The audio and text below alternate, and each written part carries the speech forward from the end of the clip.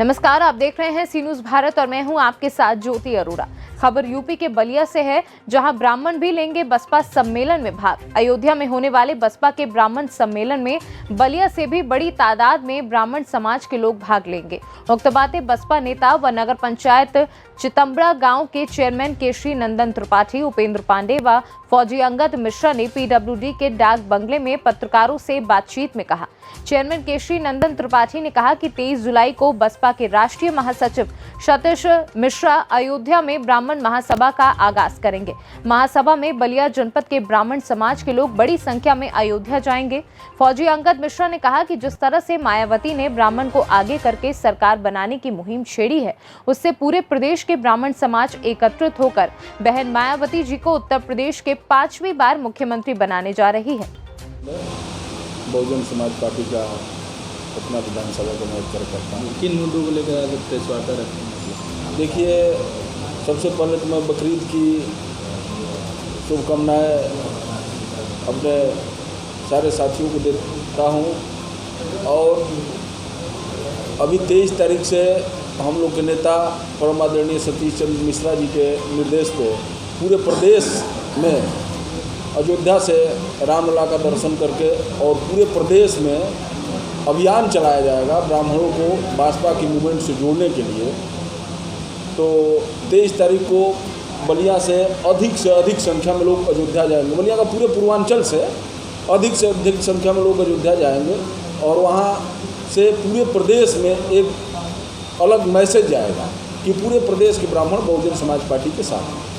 जिस तरीके से आप लोग 2022 में सरकार बनाने की दावा ठोक रहे हैं और लगातार मतलब अब ब्राह्मणों की रिझाने की जैसे बात कर रहे हैं, लेकिन वही उनका कहना है कि जब आंदोलन हुआ है तो समाजवादी पार्टी हमेशा फ्रंट पर रही है, लेकिन आपके पार्टी कहीं किसी धरना में या कहीं धरना प्रदर्शन नहीं दिखाई दिया। क्यों? देखिए, बहुजन समाज पार्टी एक सिद्धांतिक पार्टी है, वैचारिक पार्टी है, अपने ये व्यवस्था से चलने वाली है और कोई उदंडई नहीं हम लोग करते हैं। और हमारे बूथ इतने मजबूत हैं कि शायद आपको पता होगा, पिछली सरकार जो बनी थी तो पूर्ण बहुमत की सरकार बनी थी और इस बार भी ब्राह्मण पूरे प्रदेश के ब्राह्मण संगठित हो गए हैं और आगामी 2022 के चुनाव बहुजन समाज पार्टी की सरकार बनेगी। मैं केशरी नंदन त्रिपाठी, चेयरमैन चितबड़ा गाँव।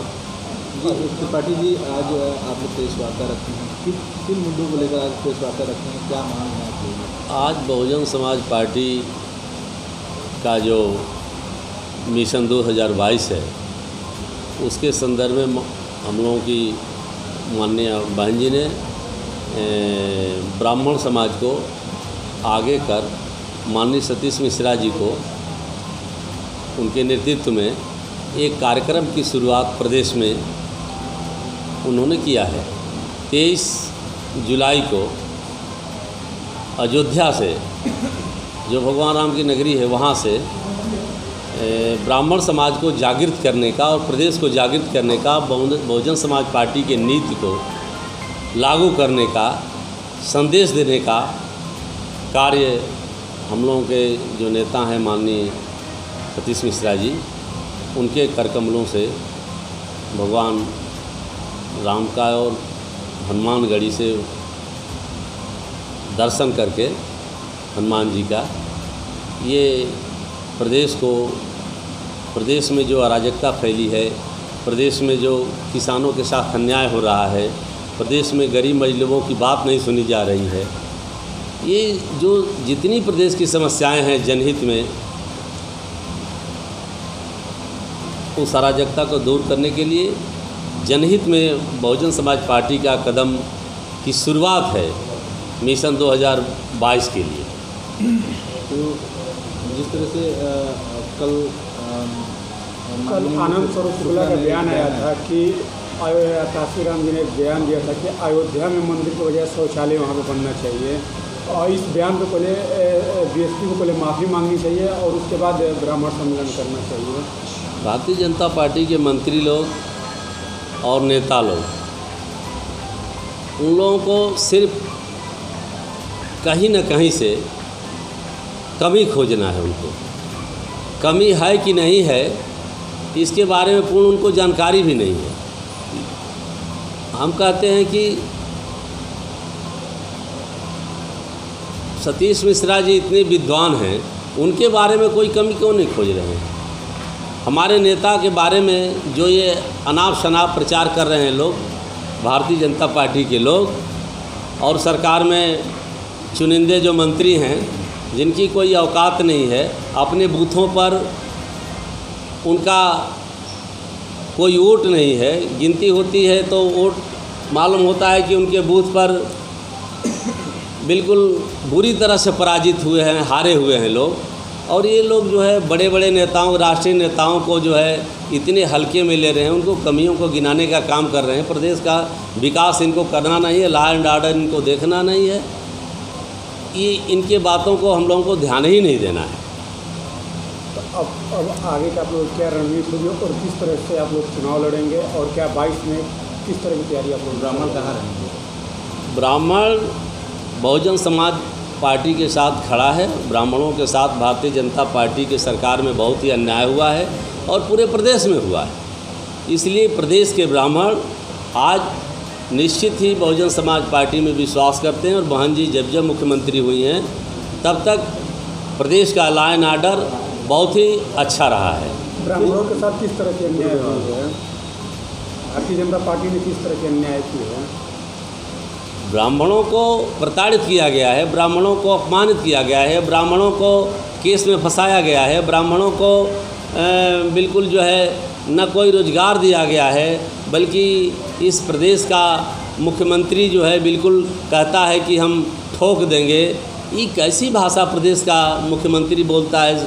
इस सीएम के मुख से ये सब बातें हमको तो शोभा नहीं दे रही है। अब पता नहीं चुनाव में तय होगा कि प्रदेश की जनता उनके विचारों को, उनके वाणी को जो अनाप शनाप बोलते हैं उसको किस प्रकार लेती है। मैं अंगद मिश्र फौजी दोआबा 363 विधानसभा के नेता हूं बसपा का। सबसे पहले पूरे देश और प्रदेश और दोआबा के सभी मुसलमान भाइयों को बकरीद के शुभकामनाएं देते हुए मैं आपको एक चीज़ बता रहा हूं कि बहन मायावती जी ने जिस तरह से ब्राह्मण समाज को आगे करके और सरकार बनाने के लिए मुहिम छेड़ा है, उससे पूरे प्रदेश के ब्राह्मण समाज एकत्रित होकर बहन मायावती जी को 2022 में मुख्यमंत्री 5वीं बार बनाने जा रहे हैं। पूरे ब्राह्मण समाज की तरफ से मैं देख भी रहा हूं, और पूरे ब्राह्मण समाज में एक क्रांति की जैसा लहर पैदा हुआ है कि इस बार बहन जी को सपोर्ट किया जाए, ताकि जो वर्तमान सरकार चल रही है इसमें अनेकों ब्राह्मण को मरवा दिया गया है, अनेकों ब्राह्मण को केस में फंसाया गया है। अभी मैं दोआबा में बहुत सारे घटनाएं हैं जो मैं इंगित भी किया हूँ, उनके पास भी जाता हूँ। दिन और 24 घंटा में कई मुकदमे दर्ज होते रहते हैं, कई ब्राह्मण समाज के लोगों को पीटा जा रहा है, बट वहाँ के प्रतिनिधि या भाजपा सरकार उनको केस तक भी रजिस्टर नहीं करती है। इसके लिए मैंने बहुत सारा धरना भी किया और उसके बावजूद भी केस रजिस्टर नहीं हुआ है। ये जो वही मंत्री का कहना है कि हमारे साथ जितने ब्राह्मण हैं सब बीजेपी के साथ है, और तमाम उनके साथ हम लोग इंसाफ कर रहे हैं, और उनके साथ हम लोग जो ब्राह्मण समाज के लोग हैं उनको मदद कर रहे हैं। मैं आपको बताना चाहता हूँ, इस बार मंत्री आनंद शुक्ला को पता भी चल जाएगा कि किस प्रकार से ब्राह्मण उनसे नाराज़ है। उनके पास बूथ कार्यकर्ता भी नहीं मिलेंगे। अभी जाके उनके एरिया में देखिए, मैं तो दिन भर घूमता रहता हूँ क्षेत्र में, वो आते हैं और किसी गिने हुए व्यक्ति के पास जाते हैं और उनसे मुलाकात करते हैं, चुपचाप वहाँ से भाग जाते हैं। जनता खोजती है, उनको पता चलेगा 2022 में उनका तो नामो निशान मिटेगा। यहाँ से विधानसभा से, बलिया विधानसभा से भाजपा का सीट भी उखड़ जाएगा। बलिया से सी न्यूज़ संवाददाता आनंद दुबे की रिपोर्ट। इस ब्राह्मण सम्मेलन के आगाज की खबर ने राजनीतिक पंडितों के मन में किस तरह से उथल पुथल पैदा की है, ये तो आने वाला वक्त ही बताएगा। इस खास खबर में फिलहाल के लिए इतना ही। देश दुनिया की तमाम बड़ी खबरों के लिए आप देखते रहिए सी न्यूज़ भारत।